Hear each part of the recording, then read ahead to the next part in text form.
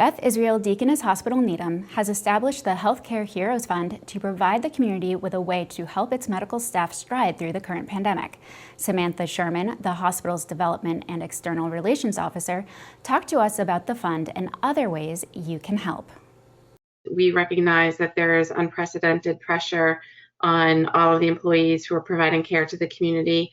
So we created this fund to help assist them by providing free meals and to help cover the cost of increased childcare or transportation, and really anything that could make their life a little bit easier while they're doing the hard work caring for the community. Through this fund, we will be able to purchase meals from local restaurants in an effort to help the small businesses in the community who are also suffering. We will be working with some restaurants and purchasing gift cards to give to our care teams so that they can purchase a meal or a cup of coffee or perhaps something for their family if they don't have time to cook.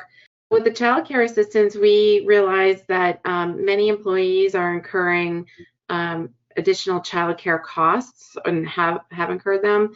And so we are working with our employees now to find out what their greatest need is, and we'll be helping offset the cost of some of the childcare expenses so that employees are able to be at work and caring for the community and patients. Many of these logistics are still being worked out, and we will be surveying all of the employees to find out how to best help them with their transportation costs. But when you're an essential employee at a hospital, you really do have to show up. So whether that's gas cards or other ways of supporting transportation costs, we're working with the staff now to try to identify what would be most helpful to them and try to get the resources to them that they need. Right now, we're being very thoughtful about who should be on site at the hospital and who should be telecommuting. And one of the things that we're trying to do is purchase iPads and laptops so that healthcare providers can work with a patient who might be a suspected case of coronavirus, but do some of that through telemedicine.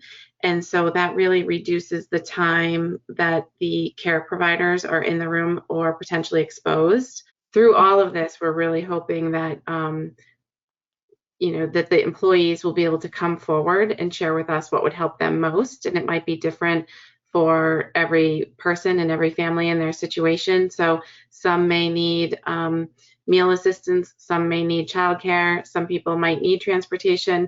And so we're really looking at this case by case. We are also asking the community if there are certain supplies that they might have access to. We have set up donation bins. There's one at the vestibule inside the main entrance at the hospital. And so we're looking for things such as masks, gloves, sanitary wipes, things like that. And our infection control specialists will take a look at what's donated and hopefully put it into circulation in the hospital. We do have some people dropping off handmade masks, and we are storing them.